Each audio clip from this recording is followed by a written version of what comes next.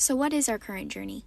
To keep things simple, I'll focus solely on the parts of the journey that involve direct interactions with residents. This will help us better highlight potential improvements in resident communication, which was the focus of my project. 120 days before the lease ends, the LES will review the resident's history and, based on their discretion, decide whether a renewal offer should be sent to that resident. 90 days before lease end, a renewal warm-up call will be made where the LES introduces themselves and talks briefly about the renewal process. After pricing has been established and approved, the initial renewal offer email will be sent. After this point, the LES are asked to follow up regularly with residents to discuss options and negotiation if necessary.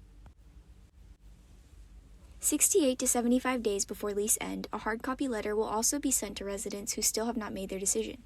Hopefully before the 60-day mark, residents will have filled out their online renewal form from the renewal offer email that they received. If the resident doesn't respond, the LES will have to continue to attempt to contact them and update them of any status changes that may happen. We'll come back to this a little later. Going back to if a resident does fill out their form in time, based on the resident's decision made on the online renewal form, the LES will follow up with them accordingly. There are a few different paths the journey may take after this. If the resident wants to renew, their submitted renewal form will be processed. After approval, each leaseholder will be sent a DocuSign form to sign and finalize their renewal.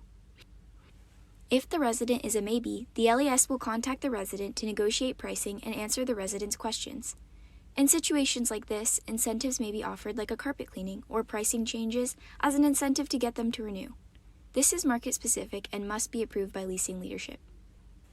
If the resident is not interested in renewing, the LES will send a 60-day notice of an intent to vacate for them to sign, otherwise known as an NTV. So what happens if the resident doesn't respond? Aside from the hard copy letter that's sent out 68 to 75 days before their lease ends, the LES will have to take on a lot of work to individually email residents in an attempt to get a response from them. Re-examining the decisions a resident can make, this is what those attempts may look like.